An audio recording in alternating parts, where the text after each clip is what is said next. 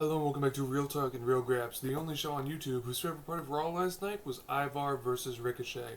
But obviously we had a jam-packed 3 hours of Raw last night. A lot of big stuff happened. Let's talk about it. So Roman Reigns and The Rock kicked off the show in a promo to kind of, hype up the tag match happening at WrestleMania Night 1. And Roman was on Fraud Watch. A lot of people were saying this. He has not been doing a lot, really. In terms of building up the feud between him and Cody Rhodes. It's been The Rock kind of carrying for the most part, and I think that's still true here. He kind of just was there, and that sums up all of my feelings towards Roman Reigns in this build up to WrestleMania. Is that he's just been there, and that is a lot to ask of Roman Reigns, to be fair. But I haven't been really impressed by anything he's doing in the build up, and of course I'm one of those people who is ready for him to drop the belt at Mania to Cody so his reign can finally be over. Seth Rollins also interrupted this promo to come talk some smack, build some hype. That was nice. He challenged both Roman Reigns and The Rock to a match in the main event of Raw, and both declined. And oh my god, the crowd was so pissed when Solo Sikoa stepped forward and was like, "I'll fight you, Seth Rollins." Come on. Really? Like, Roman's not doing shit. Rock's not fighting. But oh, it's okay because we get Solo Sikoa. The crowd was pissed. I was pissed sitting in my seat. I was like, there's no way they're going to, like, actually have Roman or The Rock wrestle on free TV, and I was correct, but for a moment I believed, I'll be honest. For a moment I got my hopes up, only to have them crushed by Solo Sikoa. That was really disappointing. Don't really know why they did that. Next was an 8-man tag match between the New Day and DIY versus the Judgment Day, Finn Balor, Damian Priest, Dominic Mysterio, and JD McDonough. I'll be honest, 8-man tag matches don't really do much for me. They have to be really, really awesome in order to really move me. For example, the Blackpool Combat Blackpool Combat Club versus CMLL All Stars showcase on the recent CMLL show. Fucking awesome. That moved me. That was an 8-man tag match, but that is way closer to the exception than the rule. I wasn't super happy about this match, and I feel like it didn't do much to further the story or build more hype for the six-pack ladder match at Mania. After that was Sami Zayn versus Big Bronson Reed. I liked this match a lot. Sami Zayn's a really good wrestler. This is a surprise to no one. He's a guy who I really, really love. Bronson Reed is also kind of underrated on the mid card right now. I think he does a lot of really good work. The interruption from Gunther is kind of like killing it for me. Like, I want to see these matches finish. I want to see somebody get pinned or get submitted. And with Gunther interrupting everything, it kind of deflates me a little bit, but that's just me. I'm very excited for their match at Mania. This match was really good. Sami and Gunther are two of my favorite wrestlers in the WWE, and in my opinion, two of the best workers in the WWE. So it did a good job of building the hype, getting me more excited, and overall I had a good time with this match. Next was Indy Hartwell and Candice LeRae versus Maxine Dupree and Ivy Nile. I've been very vocal about this since this feud started. Get it off my TV. End it. I don't like watching it at all. I think it's bad, and I don't want to see it anymore. This match was no exception. One thing I do want to say that I maybe don't say as much as I should when talking about these matches, Ivy Nile is cool. I like her. She's got it. She's a good wrestler. Maxine Dupree, This angle, bad. I don't want to see it. Bad grade for the I don't grade matches, but if I did, this match would get a bad grade. This angle was bad. I don't like, frankly, anything that's going on in this storyline, in this feud at all. Next, the highlight of the night, in my eyes, Ricochet versus Ivar.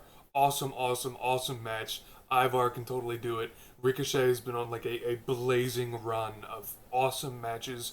Two of the best mid-card talents in the company, just going one-on-one, beating the shit out of each other. Super cool. I loved it. Ricochet has a couple spots every night where I'm just like, holy shit, that was so awesome.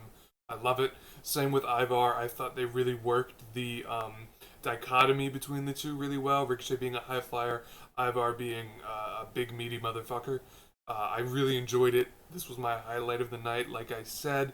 And both of these guys, I would love to see them do more on the main roster. Give him titles, give him more shit to do, give him more storylines. That was hinted at with Ricochet, with Andrade being told by the Judgment Day to challenge Ricochet and be like, stop messing with the Judgment Day. Love to see an Andrade versus Ricochet match. Maybe the Raw after Mania would be a good time for it. But again, I'm super excited for both of these guys' careers as well as Andrade, and this provided a really good match in the middle of the show to kind of bring energy back up. Becky Lynch and Rhea Ripley had another brawl. Cool, fun, not much to say there. I like brawls. They're maybe overdoing it a little bit. There were 2 brawls on this show, one we'll get to. But I like it. Rhea Ripley as kind of this dominating heel. It makes sense for her to be in a lot of brawls. Becky Lynch kind of fighting from under her, trying to do whatever she can really to get the upper hand on Rhea Ripley. This was cool. I'm excited for their match at Mania, but there's not much else. Last match before the main event was Damage Control versus Team Midcard in Zoe Stark, Shayna Baszler, and Tegan Nox. This was my shower match of the night.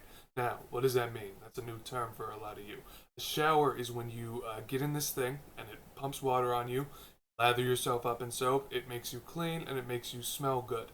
But the concept of a shower match is one that maybe I'm not super excited to see, and I'm a night shower guy. I usually try to go to bed at 11, so I shower before then. Sometimes this takes place during a show, and the shower match is just the one I was least hyped for and didn't end up watching because I was in the shower. That was this one. I don't have any thoughts on it because I did not. The main event, Seth Rollins versus Solo Sikoa in Bloodline Rules format, which just means a no DQ pretty much.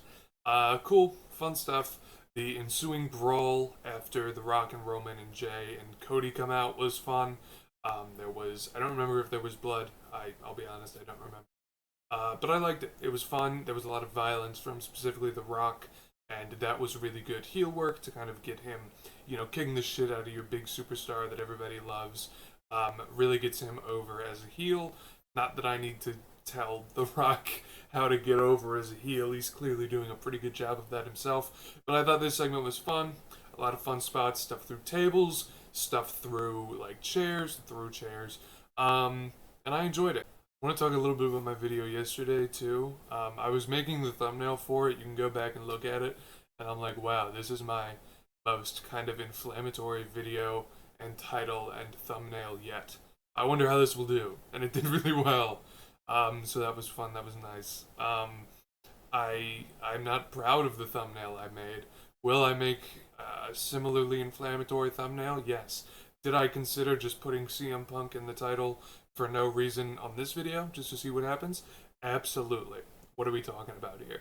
But yeah, I liked it, and I just want to reiterate, I don't care that much about CM Punk, but it was the hot, new, popular thing to be talking about that I figured, people would want to watch, people would want to see, and, as somebody who's not maybe pulling the most views, I might as well make a video on it just to try to get more eyeballs on the channel here. And it worked. That's what happened. But again, I'm not like a CM Punk dick rider or hater or anything. CM Punk takes up very little space in my mind, if any at all. And I just don't really give a shit. That's going to be it for me today, though. Thank you so much for watching. If you did make it all the way through, leave a comment, leave a like, subscribe. Say, type in the comments, Ben, you're so right. I love Ricochet and Ivar. And if you disagree, say something mean. I don't know. I'm not really bothered. Right. But again, that is going to be it for me today. Thank you so much for watching, and I'm going to catch you.